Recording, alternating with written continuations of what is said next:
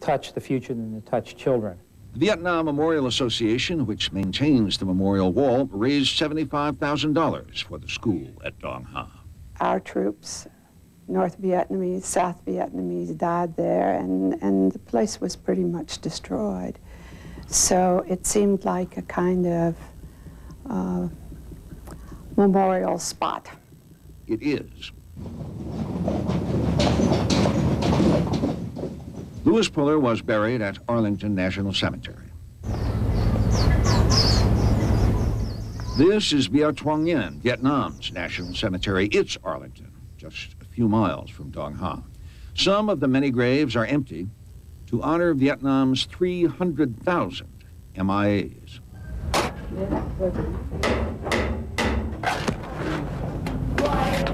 And in Dong Ha, the new school is taking shape. More than 565 children will come here. It will have windows and electricity. Pham Thi Loan teaches first grade at the old school. Everything here for the children to learn will be improved, she says. We feel so grateful for those who help us. Nguyen Kong Ko is chairman of the People's Committee in Dong Ha. It is an important symbol, he says, a promoter of friendship between the two countries. He adds, we still need funds for teaching materials, computers, and so on. Louis Puller was badly wounded in the Vietnam War and never really recovered. The town and people of Dong Ha took a battering then too, but they are recovering, and a school named after Puller may help. I would like to challenge, in a way, you know, the fellow veterans. Let's see what happens here. Let's see the grassroots support. Let's feel it and see what happens, and hopefully we'll have more schools. To everything there is a season, the prophet wrote, and a time to every purpose under heaven. A time to kill. A time to kill and a time to heal. A time to break down and a time to build up. Maybe this is the time to build up.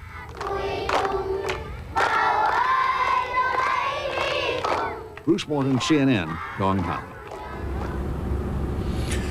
How did it happen? The anatomy of the United States policy in Vietnam and the schism inflicted on the American body politic when we return. Night of the Tet Offensive, literally all hell breaks loose. Vietnam proved that you couldn't trust the government, that they lied to you. The country was in turmoil in the summer of '68. I saw the American fabric torn asunder in the 60s. Bernard Shaw and Vietnam coming to terms. Thank you. The United States involvement in Vietnam began almost on tiptoe. There was not the sound of marching boots that usually signals war. Our CNN World Affairs correspondent Ralph Begleiter examines how Washington got into the fight and finally stumbled out. The frustrating war in Vietnam. America's Vietnam policy was born in the Cold War. Kremlin leaders were threatening to bury the United States under communism. In Asia, China's communists were taking control of what would become known as Red China. Next door, French troops were already involved in an anti-communist colonial war in Vietnam. And by 1950, Harry Truman was delivering $15 million in military aid to help the French. When the French efforts failed in 1954, the U.S. worked for permanent partition of Vietnam into North and South. Dwight Eisenhower raised the stakes by providing $100 million plus U.S. trainers to South Vietnam. We oozed into Vietnam. We didn't even have a strategy in Vietnam. We didn't really know what we wanted in Vietnam. What the U.S. thought it wanted was to keep Ho Chi Minh from conquering the South. We are attempting to prevent a communist takeover of Vietnam, which is in accordance with a policy which our government has followed for the last, certainly since 1954. We were still fearful that if we lost Vietnam, Eisenhower's statement of 1954, in which he said if we lose Vietnam, the dominoes will fall, meaning the Chinese communists and the Soviet communists would take control of Asia and endanger the security of the U.S. and the West. Southeast Asia was seen as a bastion against what some were calling the Red Tide, the potential sweep of communism from Russia and China south through Laos, Thailand, Cambodia, the Philippines, and Malaysia. It became known as the domino theory, in which one nation's fall to communism would lead to the loss of an entire region. By the time of John F. Kennedy's assassination, he had injected more than 12,000 advisors, helping the South Vietnamese government, part of a global anti-communist mission. 3 U.S. presidents, Kennedy, Johnson, and Nixon, consistently escalated the level of U.S. involvement through the 1960s. Renewed hostile actions against United States ships on the high seas in the Gulf of Tonkin have today required me to order the military forces of the United States to take action in reply. The 1964 incident in the Gulf of Tonkin convinced the Congress to provide LBJ with extraordinary powers, which eventually allowed him to send American combat troops to Vietnam. If he hadn't found the Gulf of Tonkin, there would have been another excuse. This was tailor-made. It gave him the excuse, and it gave him a massive level of support from the legislature. They land in full battle gear.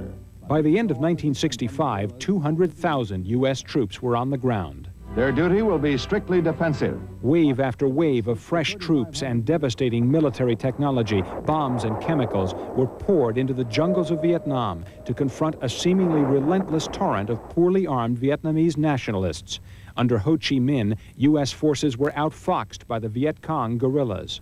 They took enormous losses.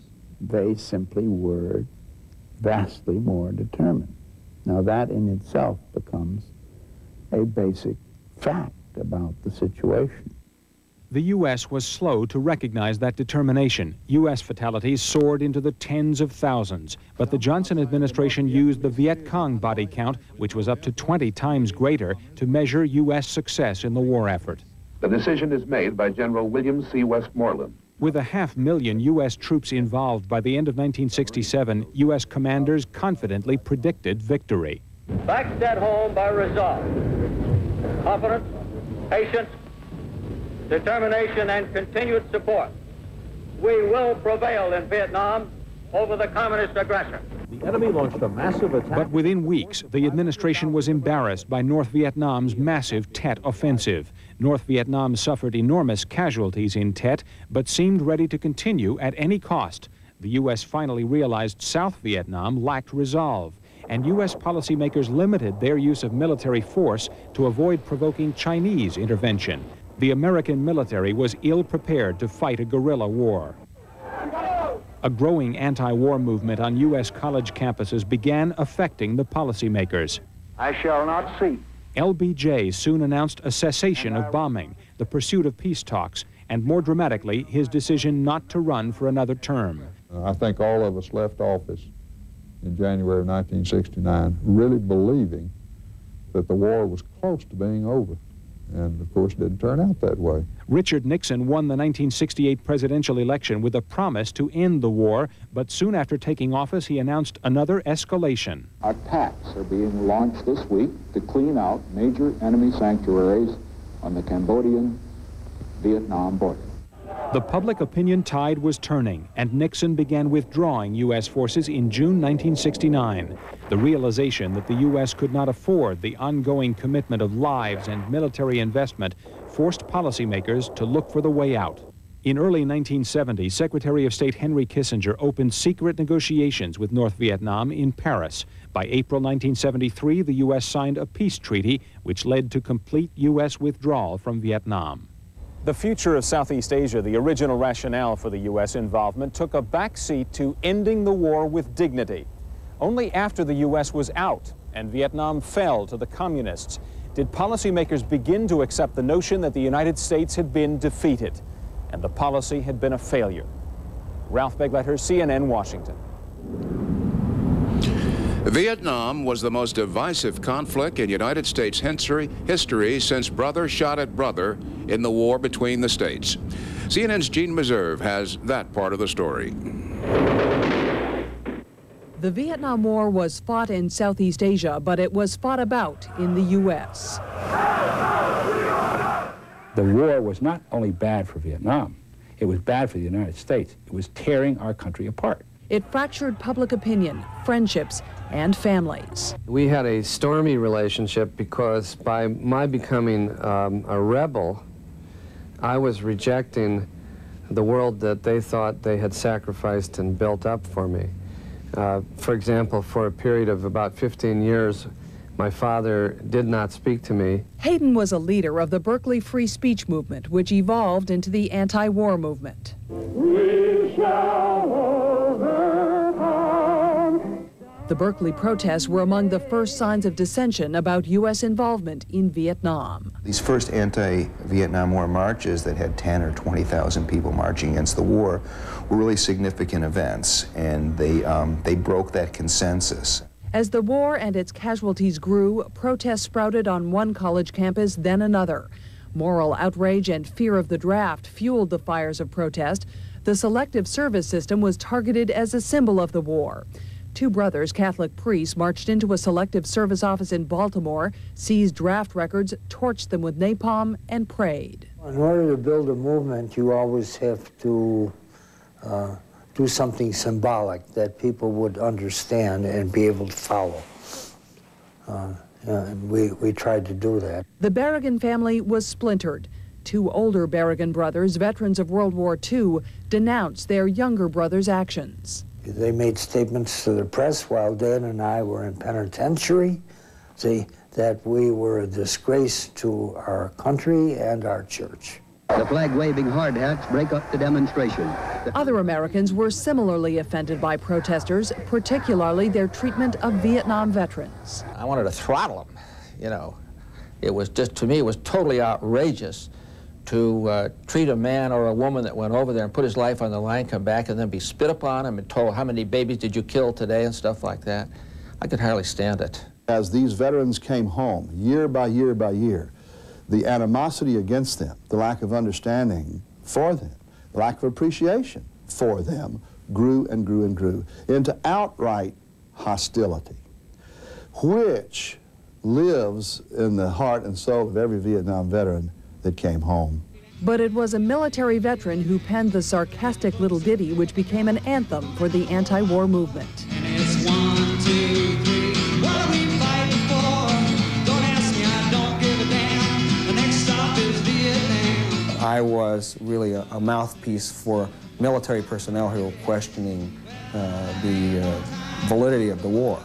And their number was growing. This guy was killed. John Kerry, now a U.S. Senator, then a decorated veteran, became a moving force in Vietnam veterans against the war. And then when guys who were bedecked in medals but had, you know, wheelchairs for portability or, you know, stumps of limbs and crutches started marching down the street, limping down the street, I think America suddenly said, wait a minute, what's going on here? In 1967, tens of thousands of demonstrators descended on the Pentagon, determined to shut it down.